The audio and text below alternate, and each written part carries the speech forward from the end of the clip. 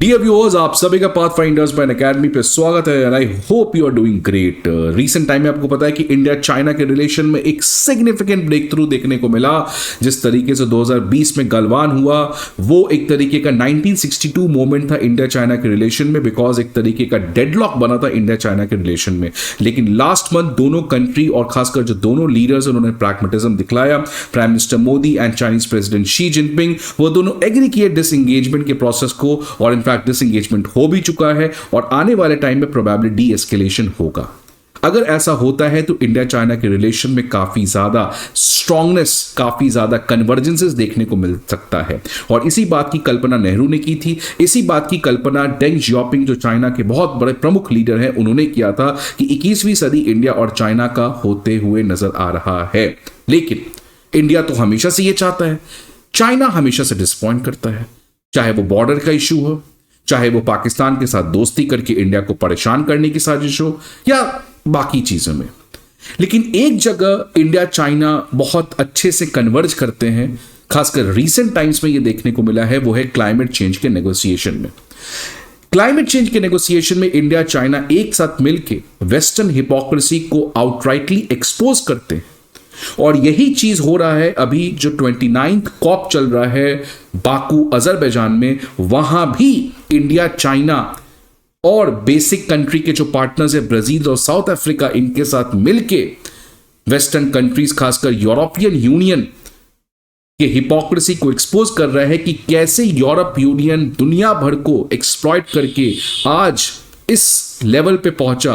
लेकिन अब जब डेवलपिंग कंट्रीज खासकर जो राइजिंग इमर्जिंग इकोनॉमीज हैं like Brazil, south Africa, China, India, जब ये बढ़ने का प्रयास कर रहे हैं तो यूरोप यूनियन कह रहा है कि भैया आपको भी क्लाइमेट चेंज को रोकने के लिए इक्वल रोल प्ले करना पड़ेगा। तो ये इक्वालिटी का ज्ञान आपको कोलोनियलिज्म के समय क्यों नहीं था, जब आपने इंडिया और चाइना को कॉलोनी बनाया? साउथ अफ्रीका में आपने किस तरीके से रेशियल डिस्क्रिमिनेशन किया, तब आपको इक्वालिटी का ख्याल नहीं था। तो आज इंडिया चाइना खासकर मिलकर एक तरीके से यूरोप यूनियन को बहुत ही गंदे ट्रैप पे फंसाने का प्रयास किया है, जो ट्रैप वो डिजर्व करता है यूरोप यूनियन। तो आज के इस पर्टिकुलर सेशन में हम लोग बात करेंगे the moment when India China collaborated, converged and acted in a united manner against the injustice which is happening on a global scale because of the western hypocrisy। तो आज किस फ्रेंड्स इस session में हम लोग इसके बारे में बात करेंगे। अब न्यूज क्या है समझिए, चाइना और इंडिया ने वेस्टर्न कंट्रीज को खासकर यूरोपियन यूनियन को कॉन्फ्रंट किया है, क्वेश्चन किया है on the issue of trade barriers disguised as climate action. आपको पता है कि यूरोप यूनियन की आज अर्थव्यवस्था काफी ज्यादा कमजोर है, बाहर से सस्ता सामान आ रहा है और यूरोप यूनियन उन सस्ते सामान से कंपीट नहीं कर रहा है, जिसकी वजह से यूरोप यूनियन एक तरीके से ट्रेड बैरियर लगाना चाहता है, इंपोर्ट ड्यूटी को बढ़ाना चाहता है सो दैट बाहर से सामान आ नहीं पाए। अब ये काम यूरोप यूनियन तो कर नहीं सकता बिकॉज यूरोप यूनियन तो चैंपियन है ट्रेड बैरियर्स को खत्म करने की, ग्लोबलाइजेशन की। हमेशा यूरोप यूनियन इंडिया और बाकी लोगों को क्रिटिसाइज करता है कि आप ट्रेड बैरियर्स लगा के रखे हो। तो यूरोप यूनियन ट्रेड बैरियर्स को तो लगा नहीं सकता है, इंपोर्ट ड्यूटी को बढ़ा नहीं सकता है, तो करे क्या? तो यूरोप यूनियन ने एक बहुत अच्छा चाल चला कि क्यों ना हम ट्रेड बैरियर्स को लगा दें और उसका नाम दे दें कि हम क्लाइमेट एक्शन के लिए ये कदम उठा रहे हैं। समझिए, तो यूरोप यूनियन करना क्या चाह रहा है, अपने इकोनॉमी को बचाने के लिए वो बाहर से सामान के इंपोर्ट को रोकना चाहता है।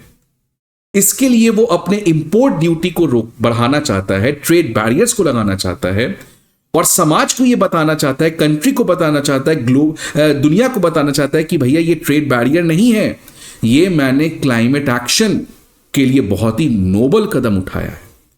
इसी नोबल कदम को चाइना और इंडिया ने आउटराइटली रिजेक्ट किया है और ये इशू है क्या, primarily it is related to the carbon border adjustment mechanism, जिसको यूरोपियन यूनियन ने लास्ट ईयर इंट्रोड्यूस किया था। और इसी के against China, India BASIC country के साथ मिलके, आपको पता है कि BASIC country is BRICS minus Russia. जो पहले का ब्रिक्स था जिसमें 5 कंट्री थे, अगर उसमें रशिया हटा दे तो दैट इज अ बेसिक। और बेसिक ब्लॉक को बनाया ही गया था क्लाइमेट चेंज के नेगोशिएशंस में एक साथ मिलके काम करना। तो यही बेसिक कंट्री को लीड किया चाइना और इंडिया ने, और इन दोनों कंट्रीज ने यूरोप यूनियन के द्वारा लाए गए कार्बन बॉर्डर एडजस्टमेंट मैकेनिज्म को काफी ज्यादा क्रिटिसाइज किया और कहा कि ये जो कार्बन बॉर्डर एडजस्टमेंट मैकेनिज्म है, जिसके थ्रू यूरोप यूनियन ये बताना चाह रहा है कि वो क्लाइमेट चेंज को रोकने के लिए बहुत अच्छा कदम उठा रहा है, रादर रियलिटी में ये कोई अच्छा कदम नहीं है। ये एक तरीके का यूरोपियन यूनियन का ट्रेड से भरोसा हट जाना, इंपोर्ट बैरियर को लगाना, ट्रेड बैरियर को लगाना, डेवलपिंग कंट्रीज को आगे बढ़ने से रोकना, ये इसका रियल ऑब्जेक्टिव है जिसको एक्सपोज करना जरूरी है। अब ये कार्बन बॉर्डर एडजस्टमेंट मैकेनिज्म होता क्या है? Carbon border adjustment mechanism seeks to impose a tax on a certain class of goods imported in the EU if the production of those goods had an emission footprint higher than emission standards in EU। इसको आप इस particular image से समझिए।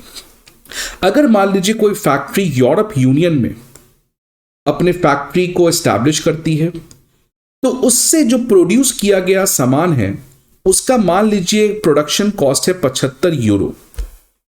क्योंकि Europe union ये कहता है कि हम लोग बहुत ज्यादा क्लाइमेट रूल्स फॉलो करते हैं, हमारे यहां क्लाइमेट मैकेनिज्म्स काफी स्ट्रिक्ट है, हमारे यहां कार्बन डाइऑक्साइड एमिशंस के ऊपर काफी ज्यादा टैक्स लगाया जाता है, जिसकी वजह से हमारा प्रोडक्शन कॉस्ट बढ़ जाता है, 75 यूरो हो गया एग्जांपल।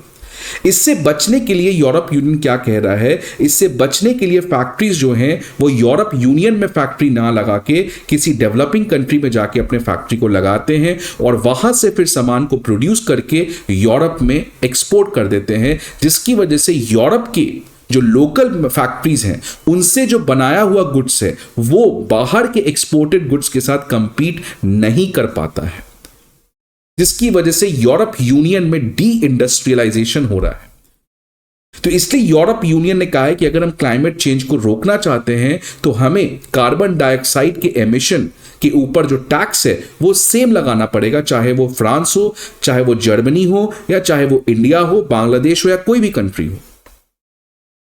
तो इसकी वजह से देखिए यूरोप यूनियन करने क्या जा रहा है कि कार्बन बॉर्डर एडजस्टमेंट मैकेनिज्म से अगर सपोज कार्बन डाइऑक्साइड का कॉस्ट एब्रॉड मान लीजिए 10 यूरो, सपोज इंडिया में कोई फैक्ट्री है और वहां से कोई पर्टिकुलर चीज बना, वहां पे उसका खर्च है 10 यूरो क्योंकि सस्ता पड़ा, बिकॉज क्लाइमेट का जो रूल्स है वो इंडिया में उतना स्ट्रिक्ट नहीं है as compare to Europe Union. तो अगर ये गुड अब इंडिया से बन के अगर यूरोप में जाएगा तो उसको एक्स्ट्रा $65 यूरो देना पड़ेगा, so that 65 plus 10 euro 75 euro ये बराबर हो जाए as compare to a good which is produced in European union.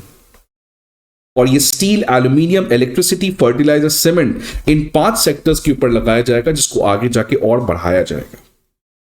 अब आपको देख के तो सही लग रहा है ये चीज, लेकिन प्रॉब्लम क्या है कि कैसे आप ये पर्टिकुलर प्रिंसिपल डेवलपिंग कंट्री के साथ लगा सकते हो? जब आप ग्रो किए तब आपके ऊपर क्या ये कोई कंडीशन लगाया था? कैसे डेवलपिंग कंट्री आपके स्टैंडर्ड को कंपीट कर सकता है, कंप्लाई कर सकता है? आपके पास वो रिसोर्स है, आपके पास वो कैपेसिटी है, आपके पास वो टेक्नोलॉजी है, आपके पास वो मैन पावर है। क्या यहां के कंट्रीज जो डेवलप कर रहे हैं अभी धीरे धीरे, इंडिया जैसे कंट्री जहां पे अभी भी कितने गरीब लोग हैं, तो क्या इंडिया जैसे कंट्री के ऊपर आप ये चीज लगा के क्या जस्टिस कर रहे हो? That is the question which India and China have asked to Europe Union कि ये आप जो भी चीज कर रहे हो इससे क्लाइमेट चेंज का कोई लेना देना नहीं है, ये केवल आप डेवलपिंग कंट्रीज को आगे बढ़ने से रोकना चाहते हो। आप अपने रिसेशन, जो आप खतरा आपके ऊपर रिसेशन का है, आप उससे परेशान होकर ये फालतू कदम उठा रहे हो। ये एक तरीके का इनजस्टिस है डेवलपिंग कंट्री के साथ, और ये बताता है कि आपकी क्या एक तरीके से डुअल स्टैंडर्ड देखने को मिल रही है। तो इसी चीज कार्बन बॉर्डर एडजस्टमेंट मैकेनिज्म को लेके चाइना, इंडिया और जो बेसिक कंट्री ग्रुप है वो लोग एक साथ नजर आ रहे हैं। इनका कहना है कि ये एक बहुत ही respected environmental law, environmental policy जो कॉमन बट डिफरेंशिएटेड रिस्पॉन्सिबिलिटी है, इस पॉलिसी को उल्लंघन है, वायलेट करता है। कॉमन बट डिफरेंशिएटेड रिस्पॉन्सिबिलिटी का मतलब कि हर एक कंट्री का ऑब्जेक्टिव है क्लाइमेट चेंज को रोकना, बट हर एक कंट्री का रिस्पॉन्सिबिलिटी सेम नहीं है, बिकॉज हर एक कंट्री इक्वल नहीं है।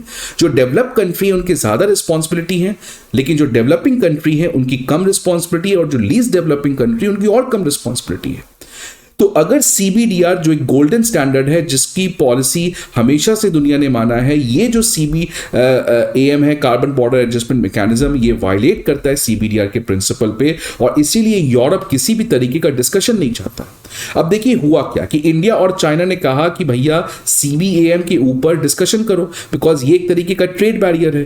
तो यूरोप यूनियन ने कहा कि नहीं नहीं, ये नहीं हो सकता है, बिकॉज कॉप तो है, क्लाइमेट चेंज का कॉन्फ्रेंस है। अब क्लाइमेट चेंज के कॉन्फ्रेंस में आप ट्रेड रिलेटेड इशू कैसे डिस्कस कर सकते हो? तो फिर इंडिया चाइना ने बोला कि अच्छा ठीक है, यही चीज हमने आपको WTO मीटिंग में भी रेस किया था, लेकिन वहां पे भी आपने इस पर्टिकुलर चीज के ऊपर डिस्कशन नहीं किया।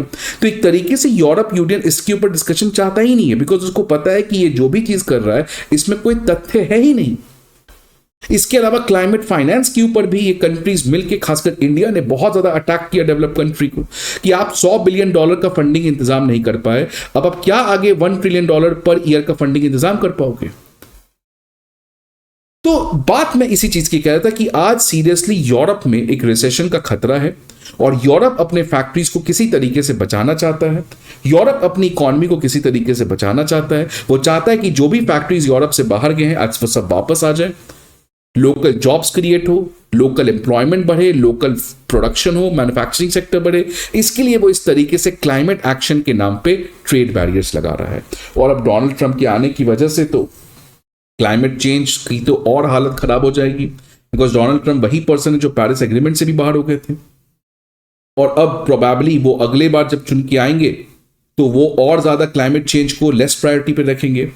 तो इससे प्रॉब्लम डेवलपिंग कंट्रीज को है, और डेवलपिंग कंट्रीज की वॉइस बेसिक कंट्री खासकर इंडिया और चाइना एक साथ रख रहे हैं। इसलिए आने वाले टाइम में बेसिक कंट्रीज जो हैं इनको और ज्यादा यूनाइटेड तरीके से काम करना पड़ेगा, because let me tell you, जब तक ये कंट्रीज एक साथ मिलकर काम कर रहे हैं तब तक डेवलप्ड कंट्रीज को अपना जो शेयर ऑफ रिस्पॉन्सिबिलिटी है टुवर्ड्स क्लाइमेट चेंज उसको और ज्यादा बढ़ाना पड़ेगा। तो एक तरीके say that is a good news for India and China कि वो लोग एक साथ मिलकर काम कर रहे हैं, and they are exposing this kind of western hypocrisy, and आने वाले टाइम में इसी तरीके से दोनों को मिलकर काम करना चाहिए। आपको कैसा लगे ये वीडियो, आपके क्या व्यूज हैं आप जरूर कमेंट बॉक्स बताएं। I hope to see you seen again in the next video. Till then goodbye and take care.